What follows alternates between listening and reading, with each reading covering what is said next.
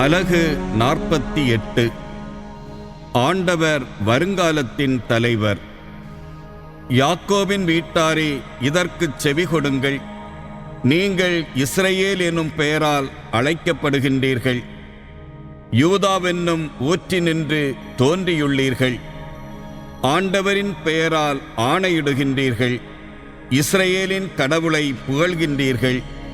ஆயினும் நீங்கள் உண்மையுடனும் நேர்மையுடனும் இவற்றை செய்வதில்லை. திருநகரினர் என்று உங்களை அழைத்துக் கொள்கின்றீர்கள். இஸ்ரவேலின் கடவுளையே சார்ந்து நிற்கின்றீர்கள். படைகளின் ஆண்டவர் என்பது அவர்தம் பெயராம். பண்டைய நிகழ்ச்சிகளை முன்கூட்டியே அறிவித்தேன். என் வாய் மொழிந்தவற்றை அவர்கள் கேட்கச் செய்தேன்.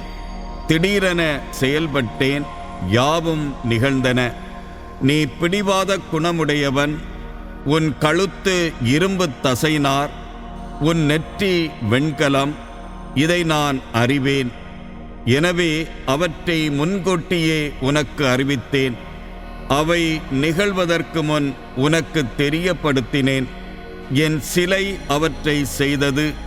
நான் வார்த்த வடிவமும் செதுக்கிய உருவமும் அவற்றை கட்டளையிட்டன என்று நீ கூறாதிருக்கவே அவ்வாறு செய்தேன். முன்பு நீ கேட்டாய், இப்போது அவை அனைத்தையும் காண்கின்றாய். அவை குறித்து நீ அறிவிக்க மாட்டாயோ? இது முதல் புதியனவற்றையும் நீ அறியா மறைபொருட்களையும் உனக்கு வெளிப்படுத்துவேன். பண்டை காலத்தில் அன்று, இப்பொழுதுதான் அவை உருவாக்கப்பட்டன. இதற்கு முன் அவை நிகழ்ந்ததில்லை. அவற்றை பற்றி நீ கேள்விப்படவும் இல்லை. அவற்றை பற்றி எனக்கு தெரியும் என நீ கூறவும் முடியாது. உண்மையிலேயே நீ கேள்விப்படவும் இல்லை, அறியவும் இல்லை. முன்பிருந்தே உன் செவிகள் திறந்திருக்கவில்லை. ஏனெனில் நீ ஏமாற்று பேர்வழி என்றும் கருப்பையிலிருந்தே கலகக்காரன் என்றும் பெயர் பெற்றவன். இதை நான் உறுதியாய் அறிவேன்.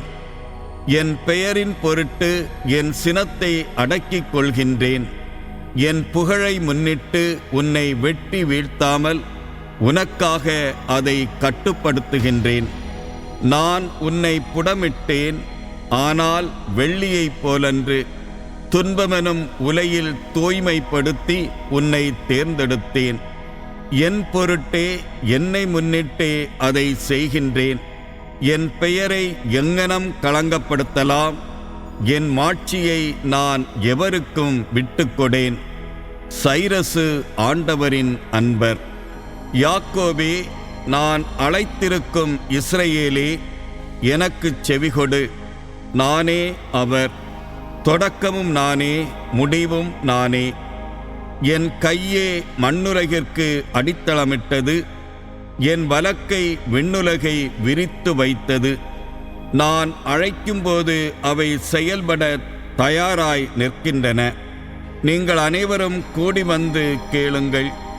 தெய்வங்களுள் இவற்றை அறிவித்தது எது? ஆண்டவரின் அன்புக்குரியவன். பாபிலோனில் அவர் விரும்பியதை செய்வான். அவனது கை கல்தேயருக்கு எதிராக எழும். நானேதான் அதை கூறினேன். நான் அவனை அழைத்தேன், நானே அவனை கொண்டு வந்தேன். தன் வழியில் அவன் வெற்றி காண்பான். என் அருகில் வந்து இதை கேளுங்கள். தொடக்க முதல் நான் மறைவாக பேசியதில்லை. அது நிகழ்ந்த காலம் முதல் நான் அங்கே இருக்கின்றேன். இப்பொழுது என் தலைவராகிய ஆண்டவர் என்னையும் அவர்தம் ஆவியையும் அனுப்பியுள்ளார். தம் மக்களை பற்றிய ஆண்டவரின் திட்டம். இஸ்ரவேலின் தூயவரும் உன் மீட்பருமான ஆண்டவர் கூறுவது இதுவே. உன் கடவுளாகிய ஆண்டவர் நானே. பயனுள்ளவற்றை உனக்கு கற்பிப்பவரும் செல்ல வேண்டிய வழியில் உன்னை நடத்துபவரும் நானே. என் கட்டளைக்கு செவிசாய்த்திருப்பாயானால் உன் நிறைவாழ்வு ஆற்றைப் போல் பெருக்கெடுக்கும். உன் வெற்றி கடல் அலை போல் பொங்கி எழும். உன் வழிமரபினர் மணல் போன்றும் உன் வழித்தோன்றர்கள் கதிர்மணிகள் போன்றும் இருந்திருப்பார்கள். அன்னோர் வெட்டி வீழ்த்தப்பட்டிரார். அவர்கள் பெயர் என் திருமுன்னென்று அழிக்கப்பட்டிராது. பாபிலோனிலிருந்து புறப்பட்டுச் செல்லுங்கள். கல்தேயாவை விட்டு தப்பியோடுங்கள். ஆரவாரக் குரல் எழுப்பி இதை முழங்கி அறிவியுங்கள். உலகின் எல்லை வரை இதை அறியச் செய்யுங்கள். தம் ஊழியன் யாக்கோபை ஆண்டவர் மீட்டுவிட்டார் என்று சொல்லுங்கள்.